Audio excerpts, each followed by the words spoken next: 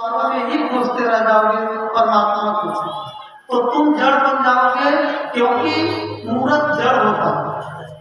जो मूर्ति आप लोग देखते हैं वो जड़ होता है। और अगर जड़ की पूजा करेंगे तो आपके विचार भी जड़ बन जाएंगे, और चेतन की पूजा करेंगे तो आपके विचार चेतन बन जाएंगे। इसलिए सद्गुरु कबीर साहब कहते हैं कि मोर प्रिया मोरे संग रहत हमेशा। सद्गुरु कबीर कहते हैं कि वो परमात्मा रूपी प्रिया हमारे हृदय में रहते हैं, कहीं बाहर नहीं रहते हैं। इसलिए सद्गुरु कबीर का बड़ा अच्छा पद है,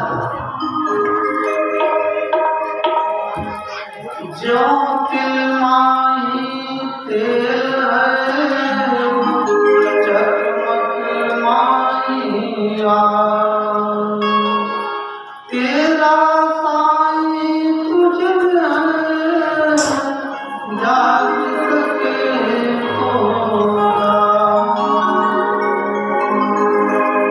सद्गुरु कबीर कहते हैं कि मोर पिया मोर संग रहत हमेशा, मोर पिया मोर संग रहत हमेशा, मोर पिया मोर संग ताली बजाते रहें। मोर पिया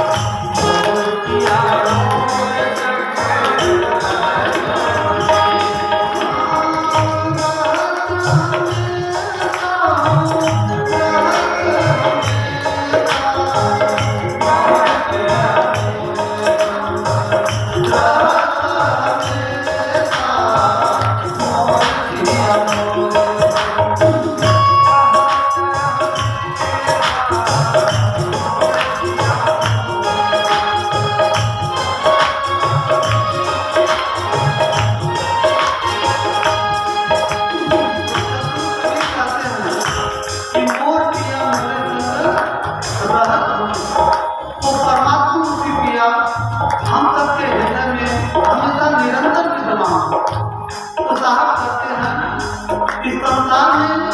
उन्होंने साहब ने देखा, सद्गुरु कबीर ने देखा कि लोग जो है कि भेद बना करके कपड़े लगा करके और परमात्मा की प्राप्ति करना चाहते हैं। तो साहब कहते हैं कि कपड़े लगाने से, इस भेद बनाने से परमात्मा की प्राप्ति नहीं होगी। तो इसलिए साहब कहते हैं कि काहे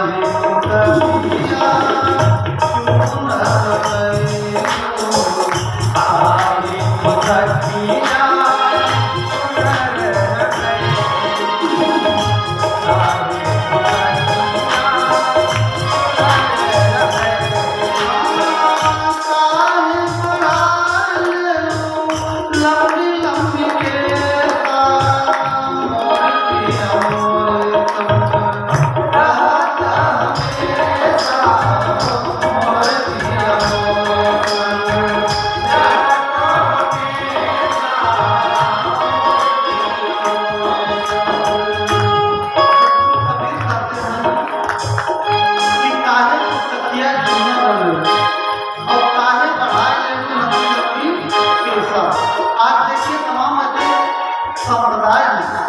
महापुरुष हैं कि जो है कि अपनी जटा को एकदम पैर तक बनाते हैं, और वो मानते हैं कि पैर तक बनाएंगे तो परमात्मा की प्राप्ति होगी।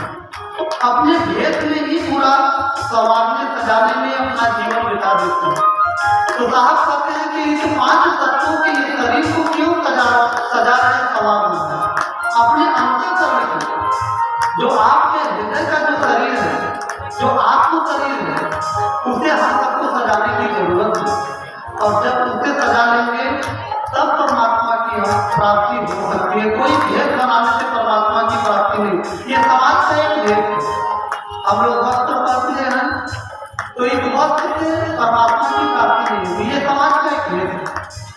तो साहब अंत करते हैं, आज तमाम आप लोग देखते हैं, वही मैं बातें बता रहा था कि लोग जो है हवन यज्ञ करते और उस धुएं को देखते हैं कि और जहाँ तक वो धुआं जाएगा परमात्मा के पास वो धुआं जाता है। ऐसी मान्यता बना करके रखे हैं, लेकिन सद्गुरु कबीर उस पर बंद करते हैं, कहते कि मोर पिया मोर संग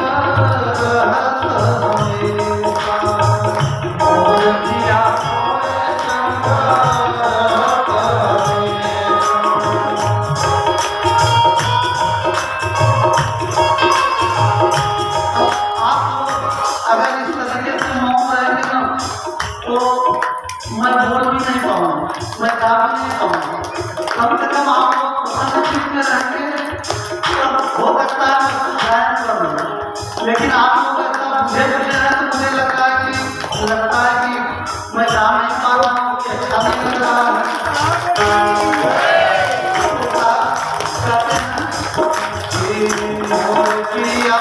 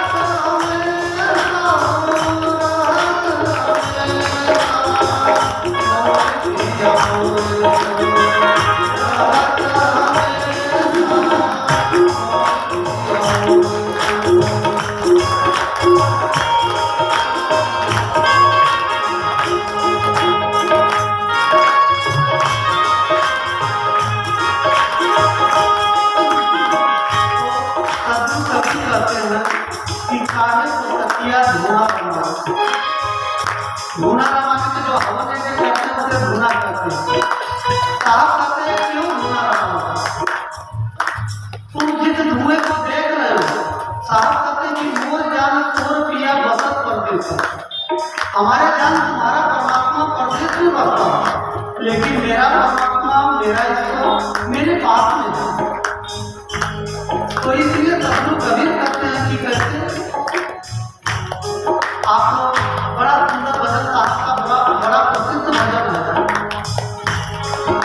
कि साहब का ये जो पद है कि पानी में मीठ प्यासी वो सुनसुनी और आज हम लोग इस माध्यम से हम लोग विचार करें, विवेक करें। इस सदगुरु कबीर स्पष्ट कर देते हैं कि पानी में मीठ प्यासी वो सुनसुनी आवत आत्म ज्ञान बिना न भटके कोई मथुरा कोई काशी। हम सबके जीवन से जो व्याप्त हमारे जीवन में दुख है, उस दुख को समाप्त करने के लिए केवल एक ही साधन है, आत्म भजन, आत्म कल्याण। जब हम सुमिरन करेंगे, भजन करेंगे तो निश्चय है कि हमारे जीवन से दुख समाप्त हो सकता है। लेकिन सदगुरु कबीर साहब कहते हैं कि हम लोग इसी 9 इंद्रियों में हमारा पूरा जीवन बीतता चला जा रहा है।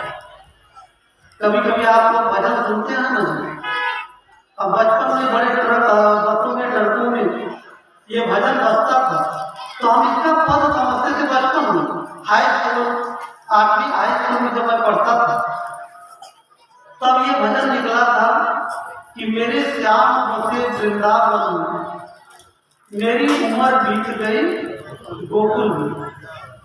और आज समाज के व्यक्ति यही समझते हैं, इसे हम अध्यात्म में कन्वर्ट करना चाहते हैं कि आखिर इसका अध्यात्म का अर्थ क्या होगा। श्याम कौन है, वृंदावन क्या है, राधा रानी कौन है। मेरे श्याम बसे वृंदावन में, मेरी उम्र बीत गई गोकुल में। राधा रानी कहती है कि मेरे श्याम वृंदावन में बसते। वृंदावन क्या है? आपका जो गंतव्य स्थान दिया जाता है, जो आपका आत्म केंद्र दिया जाता है, वो उसका नाम है वृंदावन। श्याम कौन है? हम सबकी जो अंदर चेतन आत्मा है उसे कहते हैं श्याम। मेरे श्याम होते वृंदावन में। और राधा कौन है? राधा हमारी सूरत है। ये सूरत कहती है कि मेरे श्याम होते, मेरी आत्मा रूपी श्याम वृंदावन में बसते हैं, लेकिन मेरी पूरा उम्र कहाँ बीत गई? गोकुल। गो माने इंद्रियां कुल माने परिवार, इंद्रियों के परिवार में हमारा पूरा जीवन बीत गया। लेकिन परमात्मा जो 10वें द्वार से जो संदेश भेज रहे हैं, उस संदेश को हम कभी ले ही नहीं पा रहे। उनके जो वाइब्रेशन, जो तरंग परमात्मा के हमारे जीवन में जो आ रहे हैं 10वें द्वार पर, क्योंकि 10वें से हम कभी 10वें में ध्यान ही नहीं कर पा रहे। 9 इंद्रियों में ही हमारा ध्यान रखा हुआ है, हमारी चेतना 9 इंद्रियों में ही लगा हुआ है। इसलिए 10वें में जो परम आनंद है, जो परमानंद है, जो परम सुख है, जो परम शांति है, जिसे सात सुख कहा गया, जिसे आत्मा अजर नाम, जिसे अडोल कहा गया, अबोल कहा गया, वो वृंदावन में ही बसता है। लेकिन वो 10वें द्वार पर जब हम ध्यान लगाएंगे, जब ताड़ी हमारी लगेगी, तब उस परम आनंद का अनुभव हम कर सकते हैं। तो ये संसार के प्राणी पदार्थों का आनंद हम भूल जाएंगे। ये क्षण हम जो आनंद हम प्राप्त कर रहे हैं और इसमें इतना मन मस्त है, लेकिन जब वो निरंतर जो परम आनंद है, जो परम आनंद है, जो निरंतर आनंद है, जो मिटने वाला नहीं है, समाप्त होने वाला नहीं है, उस परम आनंद को जब प्राप्त कर जाएंगे तो फिर संसार का जो आनंद है ये फीका हो जाएगा। इसलिए सद्गुरु कबीर साहब क्या कहते हैं कि मोर पिया मोरे संग रहत हमेशा, मोर पिया मोरे संग रहत हमेशा, मोर पिया मोरे संग रहत हमेशा,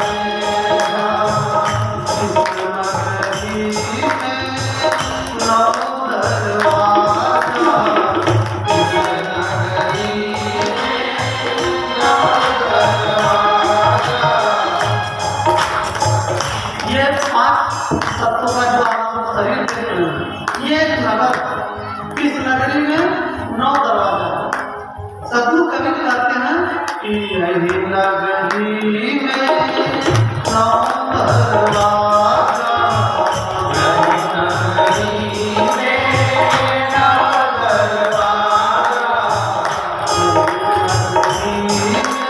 9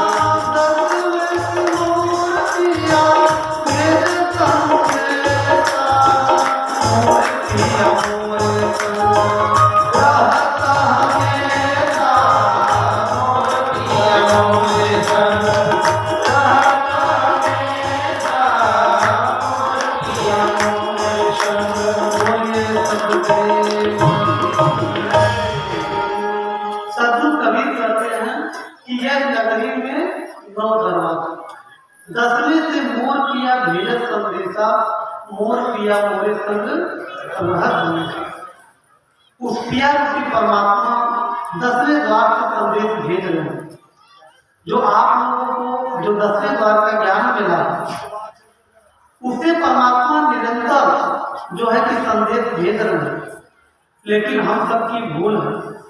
लोगों का प्रश्न यही भक्तों का रहता है कि हम भक्ति लेने के बाद हमारे जीवन में दुख क्यों व्याप्त होते हैं, दुख क्यों आता है, परमात्मा की दया हमारे जीवन में व्याप्त नहीं हो पाता, हमारे जीवन में रुक नहीं पाता।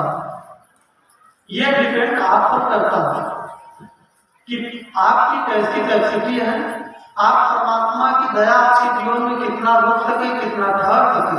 अब ये डिपेंड आप पर करता है कि आपकी निर्मलता और पवित्रता पर डिपेंड करता है, आपकी रहने जाने पर डिपेंड करता है, आपकी साधना पर डिपेंड करता है।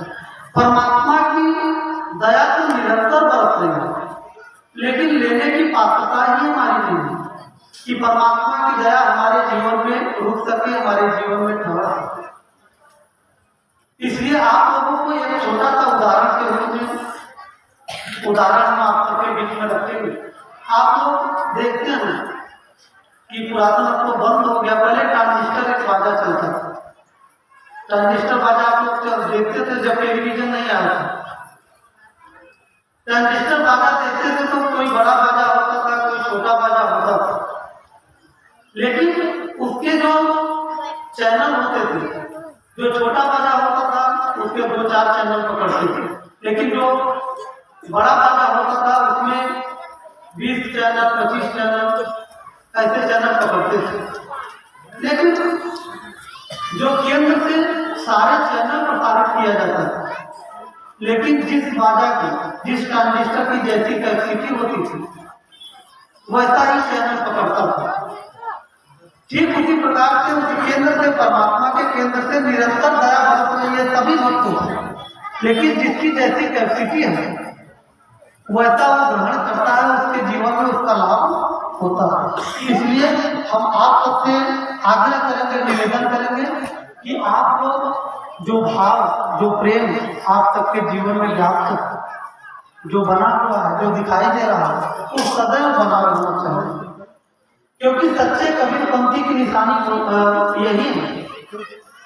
अगर सोच लेना, अगर कोई सत्संग पंडाल में आकर के एक भगत जी, हम उनको उनका चेहरा तो अवगत नहीं करा सकते, लेकिन काफी दुखी थी।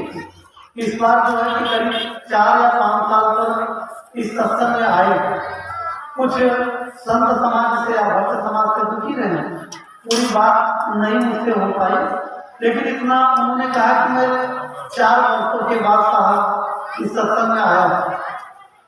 तो बोले, हमने कहा भैया 4 साल कहाँ रहे, क्यों नहीं आए 4 साल?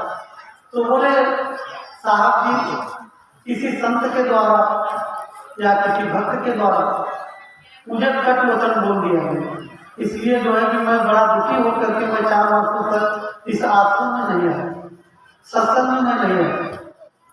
जरा विचार करके हम लोग देखें कि हम लोग जरा सा कट वचन हो सकता है जो आपका एग्जाम में, परीक्षा में, कि हमारा शिष्य देखिए पक्का है कि नहीं, या कट वचन बोले या डांट दें, तो डांटने से, कट वचन बोलने से जो है कि लोग गुरु धाम को छोड़ देते हैं, और 4 वर्षों तक उन्होंने छोड़ दिया। हमने उनसे भैया से इतना ही काम ने कहा, बताइए आप कितनी उम्र आपकी हो गई? तो बोले गुरु जी हमारा लगभग 40 साल उम्र है, 40 या 42 साल उन्होंने बताया। तो हमने कहा 40 साल में, हमने कहा कि आपके बच्चे कितने हैं? हमने कहा शादी हुई है। तो बोले गुरु जी साहब शादी हुआ है। हमने कहा बच्चे कितने हैं? बोले गुरु जी 3 बच्चे हैं और 1 बेटी है। तो हमने कहा कि बहू आती है कि नहीं? बोले 2 बहू आती है। हमने कहा पत्नी जी भी हैं? बोले कि हाँ साहब जी पत्नी जी भी हैं। हमने कहा पत्नी जी से कितनी बार जीवन में झगड़ा हुआ, जब से आपकी शादी हुई कितनी बार झगड़ा हुआ? तो बोले साहब बहुत बार झगड़ा हुआ। हमने कहा कितनी बार कटवचन आपकी पत्नी जी बोली? बोले साहब बहुत बार बोली है। तो हमने कहा कितनी बार आपने घर छोड़ा है? अगर कटवचन आपकी पत्नी ने बोल दिया तो कितना बार आपने घर छोड़ा? तो बोले साहब जी घर कैसे छोड़ सकते हैं? तो इसका मतलब है कि आपका घर का महत्व ज्यादा और गुरुधाम का महत्व आपके जीवन में कम है। इसीलिए जो है कि आप गुरुद्वारा को छोड़ दिए। तो उन्होंने दोनों कान पकड़े, बोले साहब जी वैसी गलती भूल कभी नहीं होगी। अरे कोई गुरु भाई से अगर गलती भूल हो गई, कोई संत जन से भूल हो गई, तो उसे अपने हृदय में सुधार कर लेना चाहिए। नहीं, अगर कोई कमी हो तो उसको सुधारना चाहिए, लेकिन निंदा की दृष्टि से नहीं। अगर कोई निंदा की दृष्टि से किसी की बुराई कर रहा है तो गलत है, तो समझ लीजिएगा कि वो निरंजन के रूप में आपकी भक्ति बिगाड़ने के लिए आ गया। अगर कोई किसी की निंदा कर रहा है, कोई कमियां दिखा रहा है, उस कमियों को हम सबको सुधारना, हम सबका कर्तव्य है कि हम लोग उस कमियों को सुधारें, न कि उसे उजागर करें।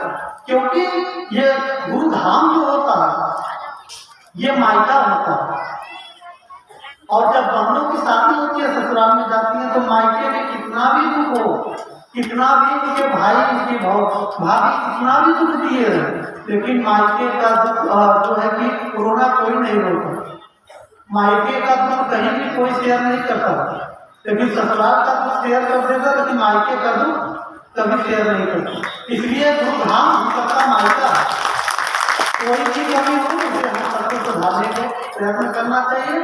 और मुझे गर्व है, मुझे आप सब पर मान है और मुझे ये भी अभिमान है कि मैं आप जैसे भक्तों को मैं प्राप्त किया, मैं पाया। और आप लोग अपने जीवन को इसी प्रकार से निर्मल और पवित्र बना करके आप लोग अपने जीवन में आगे बढ़ें। और जिस भाव से आप लोग कितना साहेब बंदगी प्रेम से आप लोग बोलते हैं, क्या यही भाव घर में रहता है? क्या यही भाव घर में रहता है? पति पत्नी आते हैं, कितने भाव से साहेब बंदगी बोलते हैं, कहते हैं बहुत अच्छे हैं साहब जी, हमारे परिवार में बहुत अच्छे हैं। तो क्या घर में भी ऐसा व्यवहार हम लोग रखते हैं? नहीं रखते। झूठ मत बोलिएगा, नहीं रखते। और जो भाव यहाँ रखते हैं इस पावन भूमि पर आप लोग आकर के दिखावा ही कर रहे हैं, लेकिन अपने रियल लाइफ में भी वही भाव आप लोग अपने जीवन में धारण करें और तभी आप लोगों का ये भक्ति सफल होगी। आपकी साधना तभी संपन्न होगी जब आपके व्यस्त जीवन में जब शांति और सुख व्याप्त होगा तो, और कलेश होगा, लड़ाई होगा, झगड़े होंगे, तो फिर आपकी साधना संपन्न हो ही नहीं सकती। इसलिए अपने जीवन को निर्मल और पवित्र, अरे किसी के परिवार के घर के सदस्यों का अगर हम गलतियों को नहीं माफ कर पाएंगे तो फिर किसकी गलतियों को माफ करेंगे? कोई घर का परिवार सदस्य अगर गलती कर दिया, उसकी गलतियों को हम सबको माफ करना चाहिए। तो इसलिए हम ज्यादा समय नहीं लेंगे। हम आप सबसे निवेदन, हम आप सबसे आग्रह भी करेंगे। अभी देखिए हमारे हम सबके बीच में जो एक अधूरा कार्य था, मैं भी काफी समय से सोच रहा था कि शायद सदगुरु की दया हो जाता तो हमारे जो विज्ञान मंत्री साहब जी जो विजय का टीका उन्होंने किया था और उनकी 2 भाग में टीका तो पूरा उन्होंने किया था, लेकिन एक भाग को जहाँ तक उन्होंने लिखा था, व्याख्या किया था, वो आचार्य कति बढ़िया में उन्होंने रख दिया या शायद मीरापुर आश्रम में उन्होंने रखा था। और उसके बाद और भी जो व्याख्या था तो घूम करके साहब करते थे। तो ट्रेन में साहब जा रहे थे, पूरा व्याख्या किए थे, तो अपने जो है कि झोली में उन्होंने जो व्याख्या किए थे वो रखे थे, लेकिन झोली को चोरी करने वाला व्यक्ति था और वो उनका झोली ही पूरा हो जाता और उसी में जो है विजय की व्याख्या भी थी। और वो व्याख्या जो है कि उसके बाद कुछ समय के बाद उनका शरीर भी सहायता पूरा हो गया, इसलिए विजय का जो टीका था पूरा नहीं होता। लेकिन आज गौरव है और आज का ये सुनहरा अवसर है कि हम सबके बीच में हमारे विवेक साहब जी और उस कार्य को, अधूरे कार्य को उन्होंने पूरा किया, उसके लिए उन्हें धन्यवाद। और क्योंकि देखिए कभी भी अलग